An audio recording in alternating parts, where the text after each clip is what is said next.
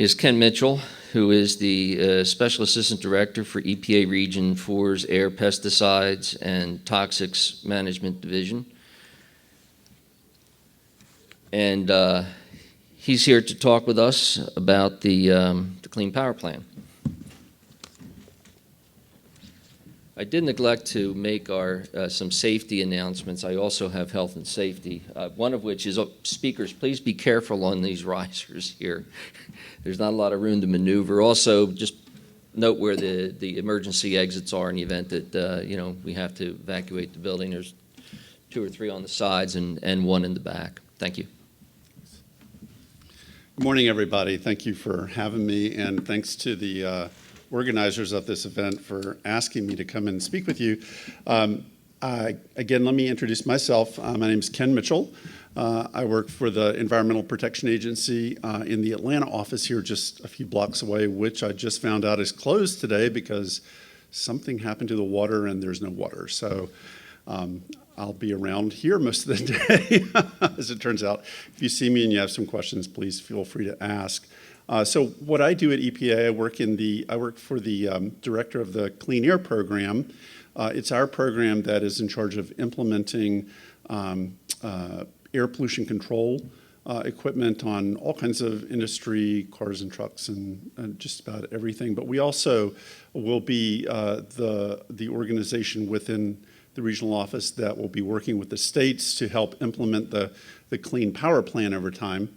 I unfortunately, or fortunately, I haven't quite decided yet, I wear 2 hats. I lead the team that will be implementing the Clean Power Plan in the southeastern U.S., and I also represent all 10 regions, all 10 EPA regions, to headquarters on climate change and the Clean Power Plan. So I'm kind of all mixed up in it at the moment, and it's keeping me pretty busy.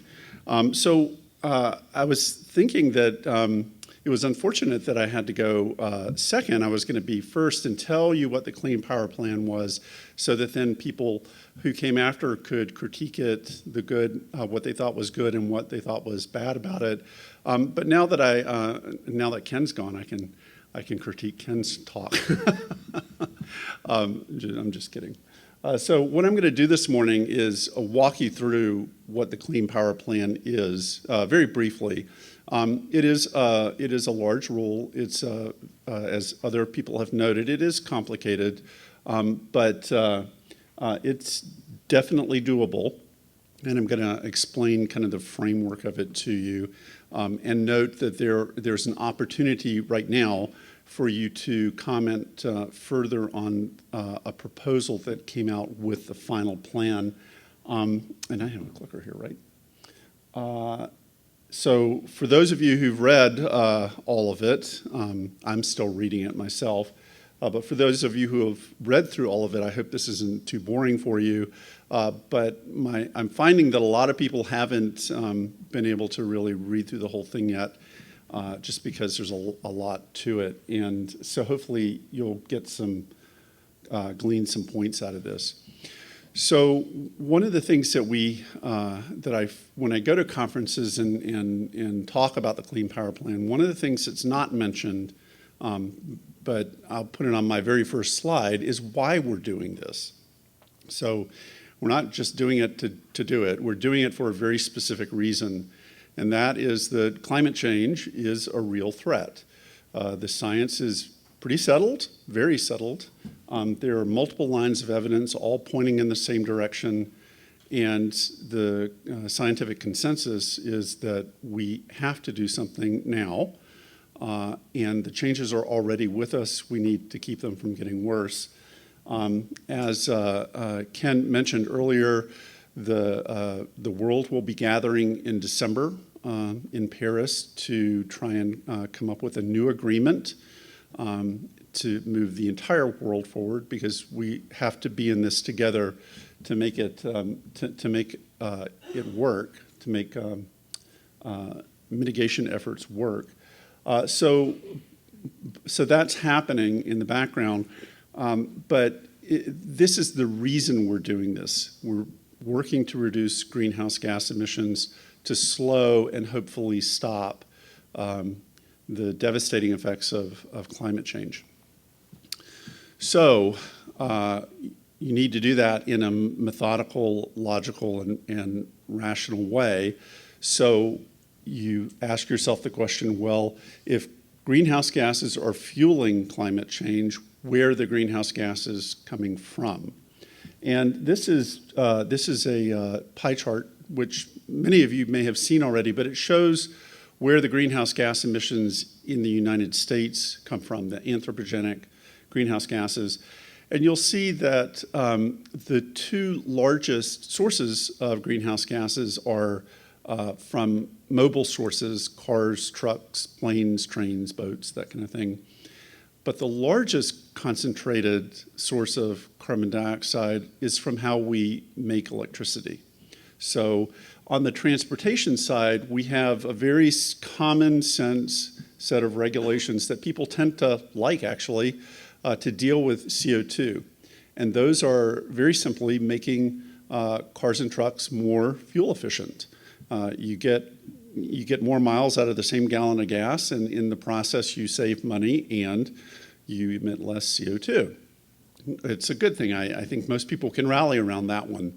The other part of that formula for the mobile sources is to make the fuels that they use have a smaller carbon footprint. So when you marry up the fuel efficiency of the car, truck with fuels that have a smaller carbon footprint, you're making a big difference in terms of the CO2 from that sector of the economy.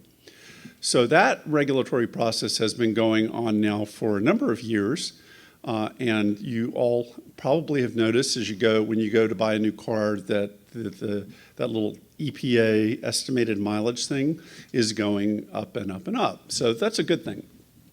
The greenhouse gases from the largest concentrated source of CO2 in the US has not been regulated. And that's what the Clean Power Plan attempts to do. It steps in and it says, well, here's our biggest greenhouse gas source. We're not regulating it. People are doing some things towards it, and I'll speak to that in a minute.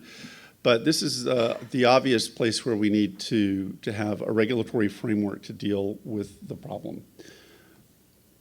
So, as I said, a lot of people are already doing a lot of things that either intentionally or unintentionally have had an important impact on CO2 emissions. This shows here in dark blue the states that have some kind of mandatory program that gets at CO2 emissions. And then the light blue are states with voluntary programs. And then the dots are mayors in specific cities that have signed up to do some kind of program in their city. So you'll see that there are a lot of states that are already doing things that are getting at the CO2 emissions in their state. Notably, you'll see that the southeastern US is largely uncolored. With the exception of North Carolina, they have a renewable portfolio standard that requires them to move towards specified amounts of renewable energy over time. But otherwise, the Southeast doesn't have yet those policy mechanisms in place to move their states towards more renewable energy, more energy efficiency, that kind of thing. But that seems to be changing. So there was just a report from the American Council on an Energy Efficient Economy that came out recently. They do a scorecard every year. I should have put a copy of it up here for you to see. But it shows you that in the Southeast, we're having a number of our states are their score is getting better every year. So things are happening. But the point is that a lot of people out there for a long time now have seen the writing on the wall about climate change, and many people, companies, local governments, state governments have been taking steps to address it. So President Obama has just like a number of presidents before him, he has a climate action plan that outlines things that the federal government will do to work to address climate change. EPA has aspects of that plan that we're responsible for working on. DOE has work to do. USDA has work to do. A lot of different agencies have a part to play. And here are some of the key things in that plan. First, building a 21st century transportation sector, and that goes back to that piece of the pie chart that shows mobile sources as the second largest contributor of greenhouse gases. EPA is responsible for those rules largely. DOT has a part to play as well. Cutting energy waste in homes, businesses, and factories. Again, something we can all rally around, not wasting energy. So, it costs energy to make, it costs money to make energy, it costs you and companies and anybody that owns a house, it costs you to keep the lights on. So by being more energy efficient and using what you need but not wasting what you don't need, it saves on greenhouse gas emissions and it's money in everybody's pocket. This is, again, this is a no-brainer. Be as energy efficient as you can. Don't waste a resource unnecessarily. If you remember back to that pie chart, CO2 is the overwhelmingly most important greenhouse gas just because we emit so much of it, even though it's among the weaker greenhouse gases. The second most important greenhouse gas emission source, greenhouse gas is methane.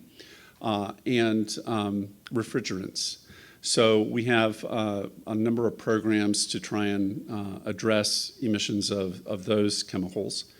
Climate change is already happening, as I said. We're seeing really unprecedented weather events, things like long-term droughts that just seem to go on for years and years, 1,000-year storms, that sort of thing. And while we may not be able to directly link individual events to climate change yet, the evidence is growing and growing in that direction. So we need to prepare the United States and particularly vulnerable communities and assets to the effects of climate change so that they can be resilient to bad things when they happen. Of course, as I said, we can't go at this alone. China, India, a number of other countries have to be on board. And so the United States is trying to help lead that discussion. And the next big step in that process will happen the next month in Paris. And then reducing carbon pollution from power plants, the biggest chunk of the pie. And that falls primarily to EPA to do under our existing legal authority, the Clean Air Act. And that's what I'll talk about for the rest of my time here. So we've taken these actions to address climate change under Section 111 of the Clean Air Act. And just in August, the administrator of the EPA, Administrator McCarthy, signed a couple of rules. One's final, one's proposed. The final rule is what we refer to as the Clean Power Plan for existing sources, because it's the existing sources, the things that are already out there and running, that are the source of that 32% of CO2 in America. There's another final rule for new, modified, and reconstructed sources, even though those tend not to be a big contributor. It's really the existing fleet that's already in operation. And then I'll talk about this as well, because this is where you now have an opportunity to further comment publicly to a docket. That's a proposed federal plan and proposed model rules, and I'll explain what those are in a minute. But the point of a lot of what we try to do and what the president mandated EPA to do, there's actually a memo from the White House that came out with an executive order that got all this going, and I do refer you to that if you haven't seen it before. But the president told us, when you write this plan, make sure that it retains reliability, the lights have to come on. When you go home from work, the lights have to come on when you flip the switch. So reliability is an important aspect of how we tried to craft this plan. Secondly, the electricity has to remain affordable. And we need to have, in doing both of those things, we also need to make significant reductions in CO2. So it's a multi-legged stool that this plan rests on. But the way I think of it is reliability, affordability, and important environmental progress. And then I've also noted here that this is necessarily going to spur investment in clean, renewable energies. And you'll see that as we work through this, that there are incentives that come into play in the various types of plans that states can do. So this is just a little graph that shows from high level how our national profile of CO2 emissions from the power sector has changed over the last 10 years. So you'll see that there was a fairly large drop between 2005 and 2012 or so. And our modeling at EPA predicts that without the Clean Power Plan, that large drop that we saw over about a 7-year period would start to creep back up. But with the Clean Power Plan, our modeling suggests that, that we will continue on this downward trajectory, which is what we need to do to address the climate change concern. Ken mentioned the president's all of the above approach. Well, this is a picture of what we estimate our fuel mix in America will look like when the Clean Power Plan is fully implemented in 2030. And as you see here, coal will play a smaller, but nevertheless very important role in our overall mix. Gas will play a larger role, and renewables will play a much larger role than they play now. So renewables are somewhere around 6%, I think it is, of the national energy mix.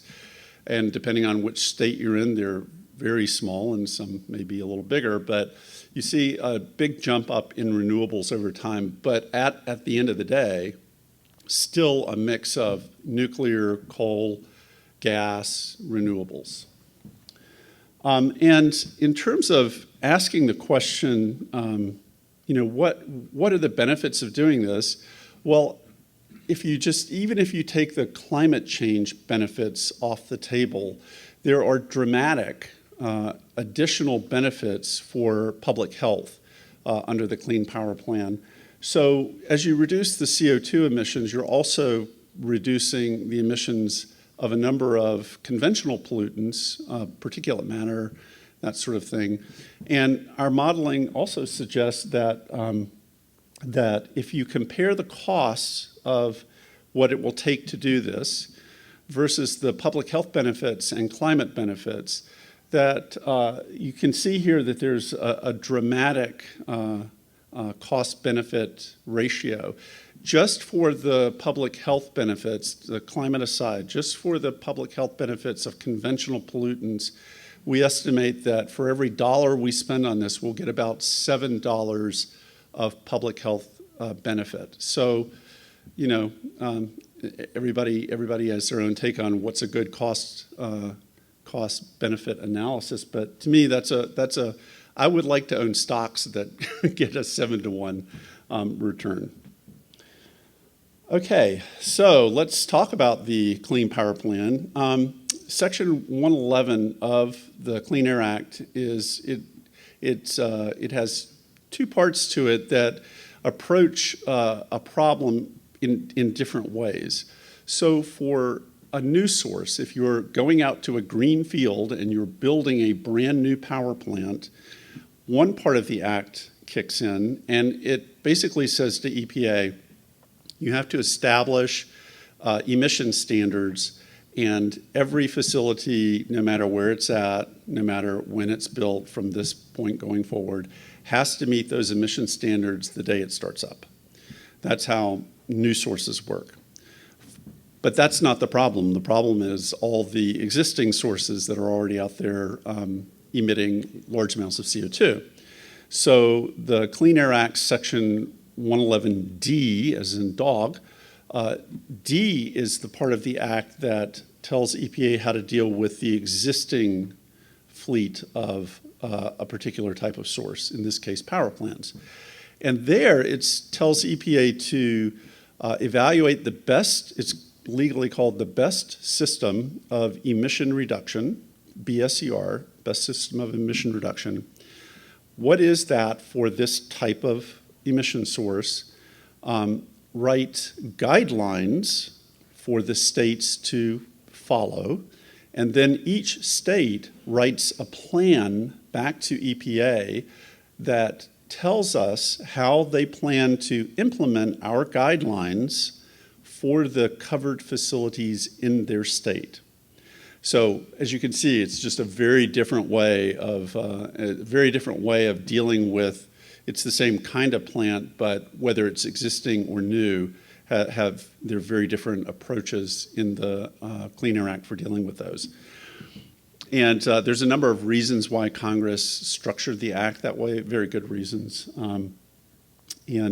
For example, it's not as easy to go to an existing source. It may literally have physical constraints that keep it from being restructured to deal with new pollution control equipment, for example, in a way that might not be a problem when you're building something from scratch on a greenfield.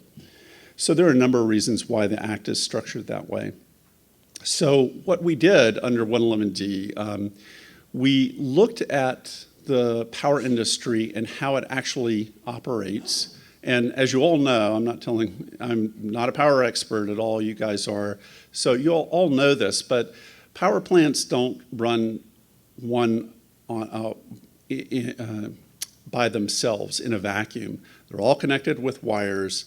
As demand goes up, they run more. As demand goes down, they run less. And they do that in a very highly choreographed, interconnected nature.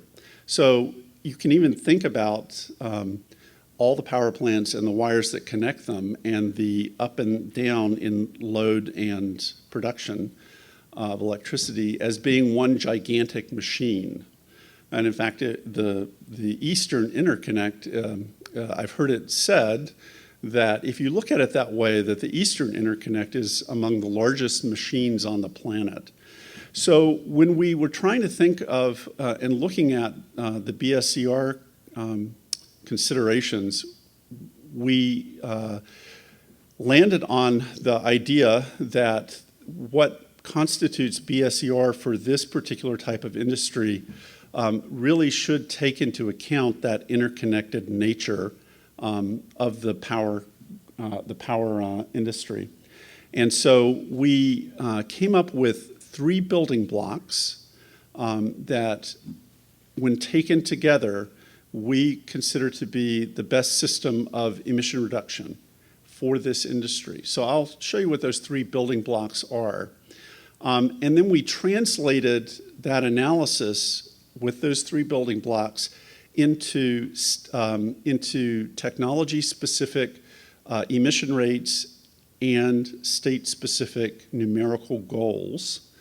And that is what we've handed now to the states and said, write us a plan that shows us how the facilities in your state are going to meet these numbers.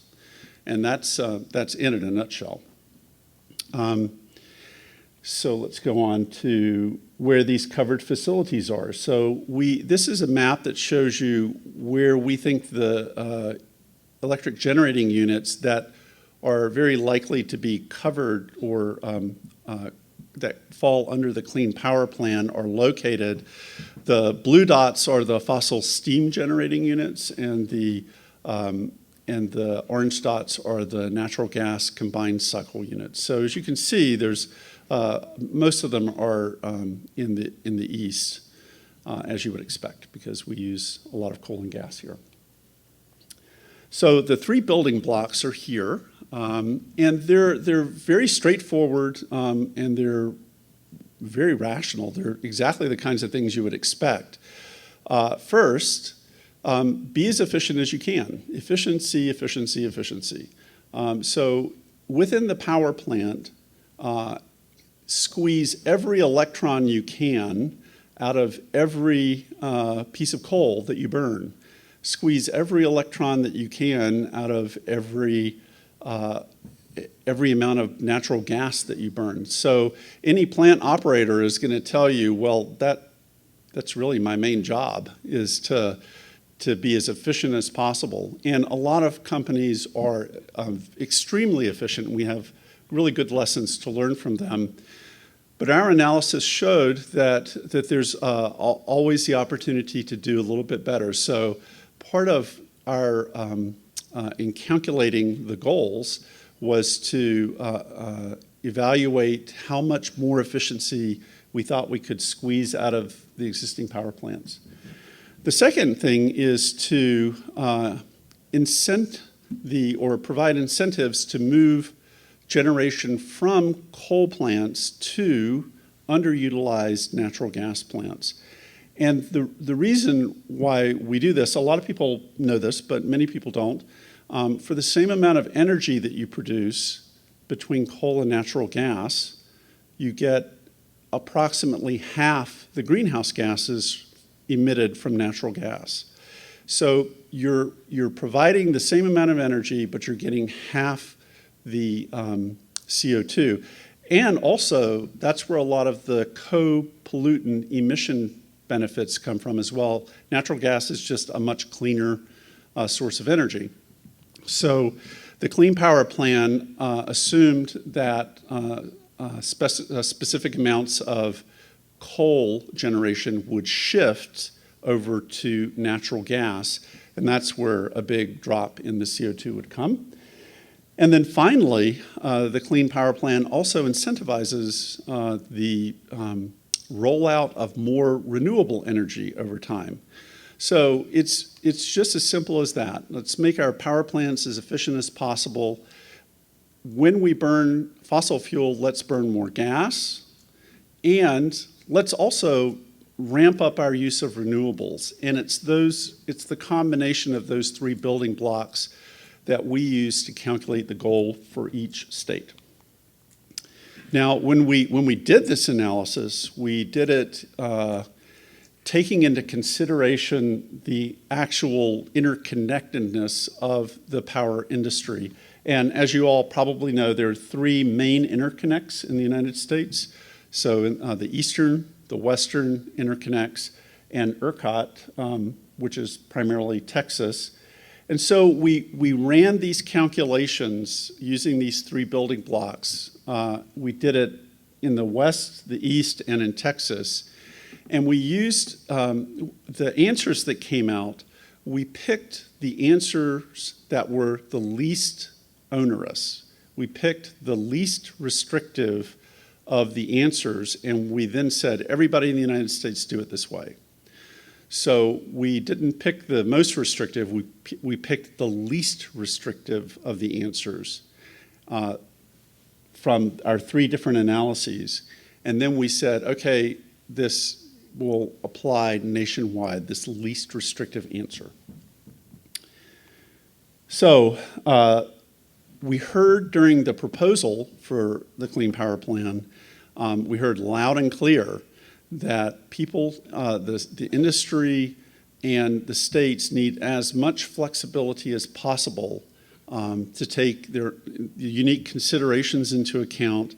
And we heard that. And so in responding to the comments and writing the final rule, we tried to build in literally as much flexibility as we possibly could. One of the ways the flexibility is manifested is in the numerical goals that we have set. So one of the ways we set the goals was a technology-specific goal. So there's a goal that has to be hit for steam units and a goal that has to be set for natural gas units. So two numerical values. And that would apply to any of those two technology types, no matter where they're at in the US.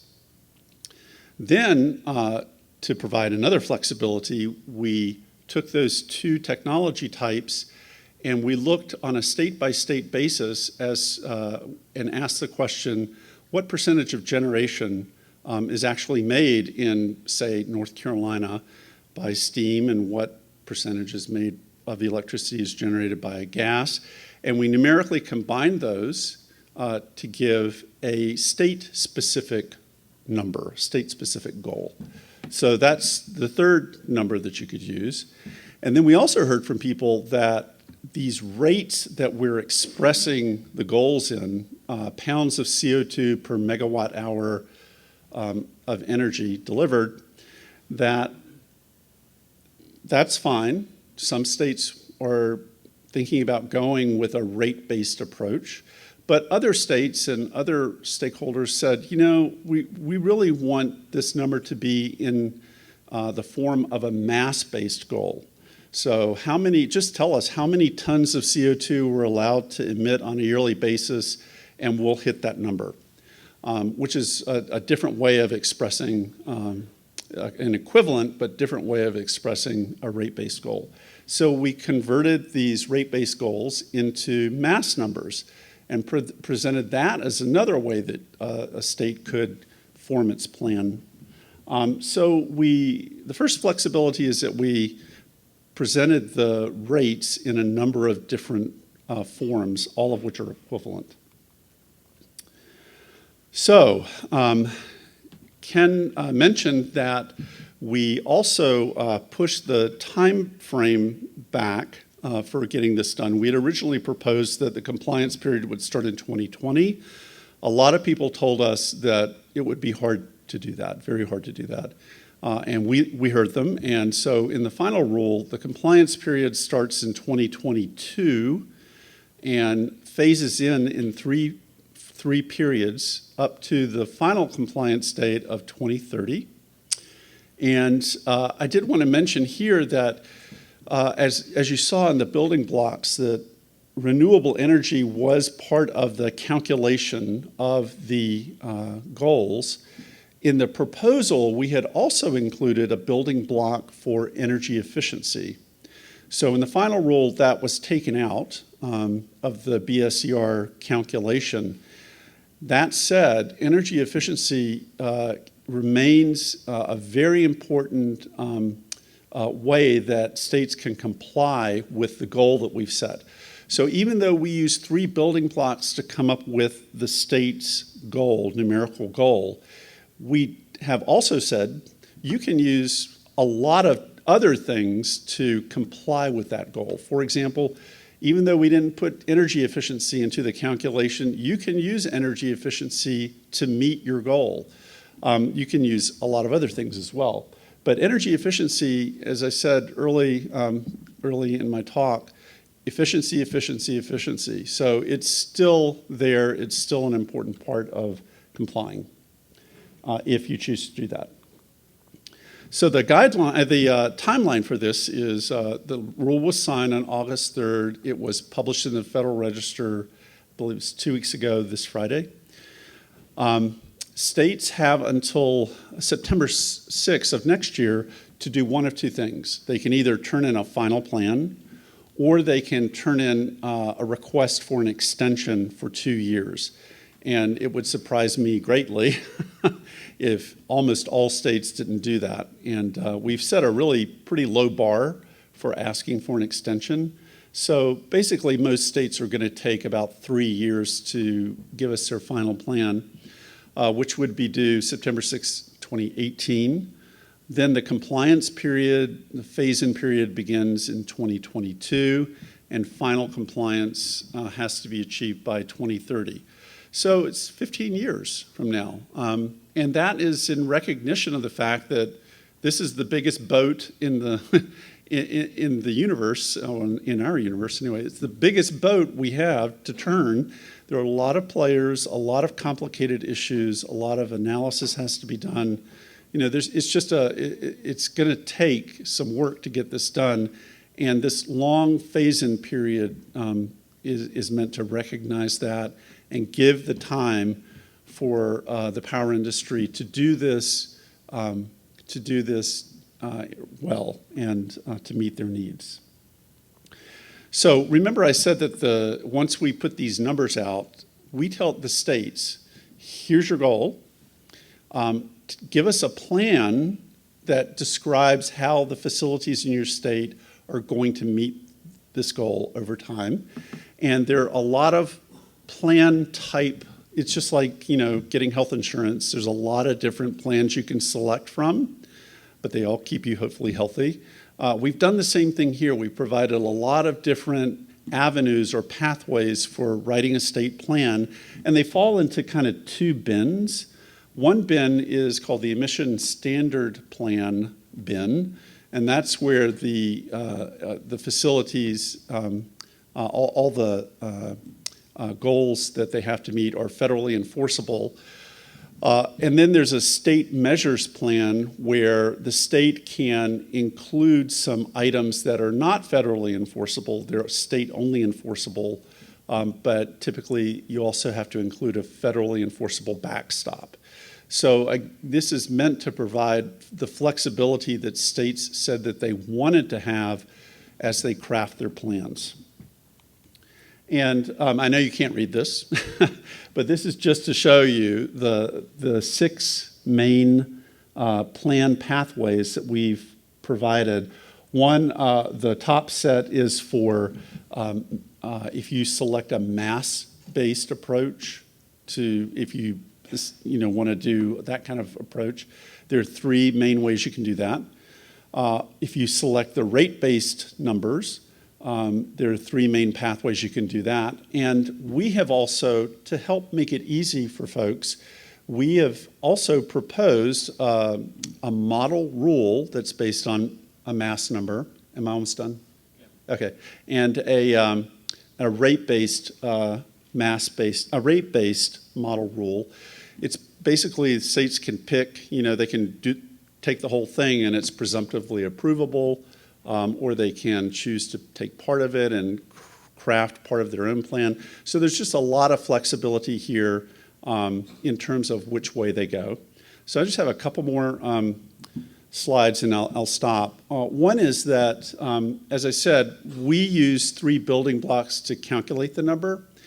There are a lot of ways you can get to that number. And I've just listed a few here. For example, you can uprate your existing nuclear plants and use those extra megawatt hours to get towards compliance. We didn't even, we didn't include nuclear in the building blocks. So there's also an early incentive program. The compliance period starts in 2022. But we've told states, basically, if you'll start doing solar and wind projects and energy efficiency projects in low-income communities, we'll match your credits 1-for-1 for renewable energy and 2-for-1 for energy efficiency projects.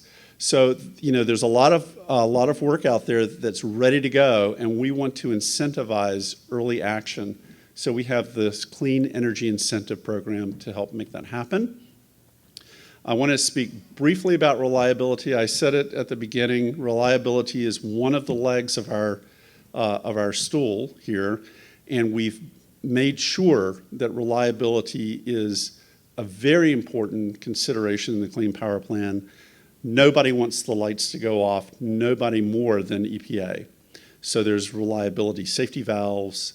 There's a requirement for states to do due diligence that their plan preserves reliability, and so on and so forth. I mentioned that there's a proposed federal plan.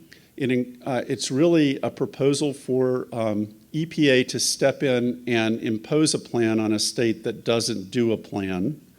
And then another part of it are 2 model rules that we've proposed that I mentioned earlier. So this is out for proposal. The comment period is open through, I believe it's the 21st of December. Please feel free to comment on it. We want your comments. We want to make this work for all of us. And I won't go through that one, but just to mention that the public hearings for the proposed federal plan and model rules were announced last week. If you're from this area, the Atlanta public hearing will be week after next at the Federal Center just down the street on Thursday the 19th and Friday the 20th. Please come. You can also write your comments to the docket.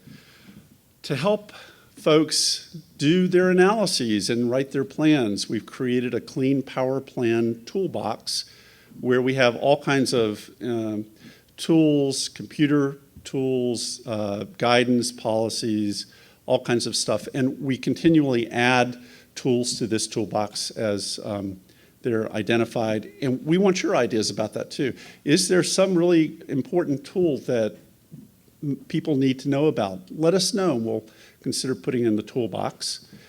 There was a supplemental memo that came out on the 22nd that again tells states if you want to ask for an extension next year, here's the minimum things that have to be in it.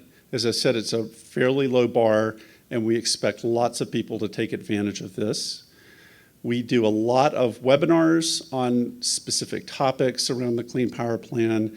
We've created a lot of self-study training that are listed on that are provided on our Air Pollution Training Institute APTI Learn website, and we encourage people to take advantage of these training opportunities. And finally, there's a lot of stuff that we've created. I'm sure many of you are familiar with it. You can get to pretty much all of it through epa.gov/Clean Power Plan. And you're always welcome to call me or drop me an email, and I'd be happy to try and answer your question or get it off to the right person in EPA who can. And my email is mitchell.ken@epa.gov. And so I'll be around for a panel discussion, and I'm happy to try and answer your questions. Thank you. Okay.